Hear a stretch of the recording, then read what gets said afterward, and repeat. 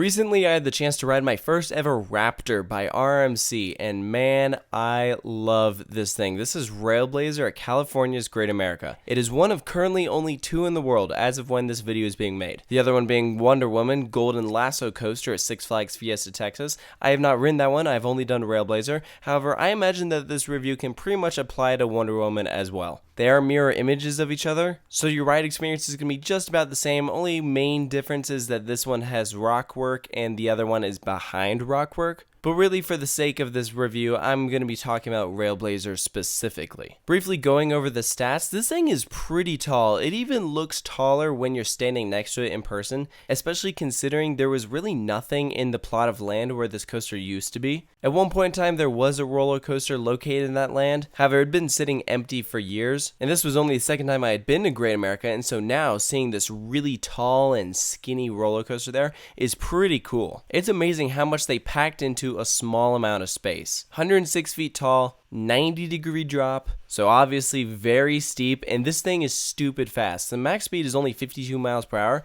However, because of how compact it is and the way they work in the layout, it feels like you're going a lot faster than that. It whips through this course and it is so amazing. Total of 3 inversions and track length of 1,800 feet. I will say it is a bit of a shorter ride. You do kind of feel that length while you're on it. You get off and you're like, yeah, I loved it, but it was like kind of short. So maybe at one point in time we'll see one of these Raptor coasters with a longer layout, but I didn't think that the length took away from what Railblazer was. I got a total of 7 rides on it, and as you can see by this footage, it was all at night. I have not had a day ride on Railblazer, but I will say it's a great night ride. Only main downside I could really see with that is it was kind of hard to kind of acknowledge the rock work and theming that they had around there. Railblazer does drop into a tunnel, and you can definitely still see that while you're riding it at night, but I imagine during the day it'd probably be a bit more prevalent. So kind of breaking this thing down moment by moment. You're going to approach the entrance and you can go through the main queue or you can go through the fast lane, aka also the single rider line, which is kind of amazing to me because this coaster seats 8 people in one train, 1 person across, and yet there's still empty seats on it, even though automatically you're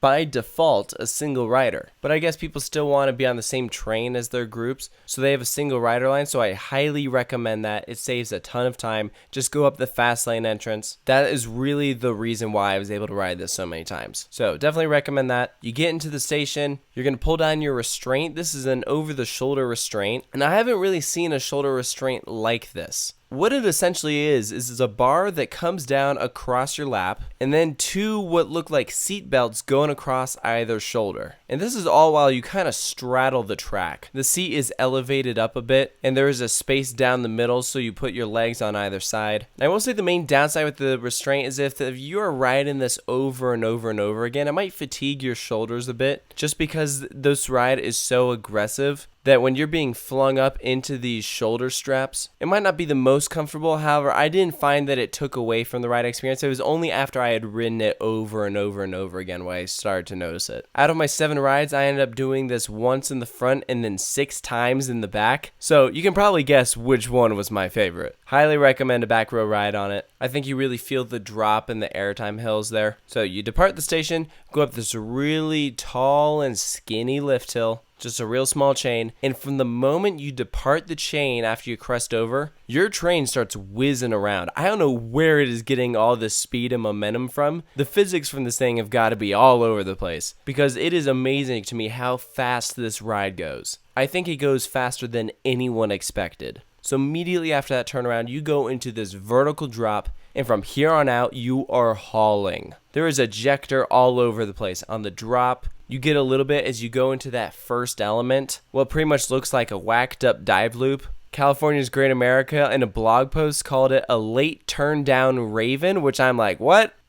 Sure, do whatever you want. It felt like a dive loop to me. And that immediately throws you into this off-axis airtime hill. This is a great moment because it twists you one way, you are flung up out of your seat, and while you're still up, it then slings you to the left. And this is probably the most intense part of the ride because from there, you go from low to the ground up into this upward spiral. At least it starts off that way. It actually ends up being more of an S-curve. And that first bank where you are going from low to the ground up into that S-curve, I grayed out a couple times. I thought that was the most intense moment, which surprised me. I wasn't expecting that. And after you level out, you actually go into what is my favorite part of the ride. This is the drop after the S-curve. And I'll tell you, I was not expecting to like that moment as much as I did. But when you're sitting in the back, the ejector airtime is crazy. I mean, it's crazy all over the place. I think that off-axis airtime hill would probably be my close second for favorite moment. But I don't know, I just loved this drop off of the S-curve. So from there, you're going to go into this cutback, which is essentially this bank turn, but they flip you upside down while you're at it. That will send you into your final inversion, a very quick roll into a smaller bank turn, and then you hit the brake run. And you are hitting that brake run at full speed, so prepare for a quick stop. But man, this ride is relentless. It is nonstop. It is exactly the type of coaster that I most enjoy. This is my kind of ride. So for its final score, of course, I am giving it a 10 out of 10. I love Railblazer so much. Six Flags, you have my full permission to clone these things and put them at every Six Flags park if you so choose. I realize that's a topic for another day. Of course, I'd rather see some with different layouts and whatnot, but for what Railblazer and what I imagine Wonder Woman is too, this is phenomenal. It feels like an RMC, but it has just different dynamics because of how it is using that single rail technology. This thing is a game changer. And if this is a preview for what the T-Rex is going to be like, my gosh, I cannot wait for a park to buy one of those things. This is absolutely a slam dunk, huge success as far as I'm concerned. It is my favorite ride at California's Great America. Gold Striker is a close second. I mean, I love Flight Deck too, but as far as I'm concerned, California's Great America has the 3 best coasters in Northern California. So should you come and check out Railblazer? Absolutely. It may not be everyone's kind of ride. If you're not a fan of the most aggressive experiences or you're not big on like ejector airtime, this may not be your thing. But what I will say is that if you have ridden other RMCs and really liked it, you're going to love this. Absolutely worth your time. So that is my review on Railblazer at California's Great America. Let me know down in the comments below if you've ridden this or if you've ridden Wonder Woman, what you think of them. And of course, stay tuned for more reviews here at Coaster Studios.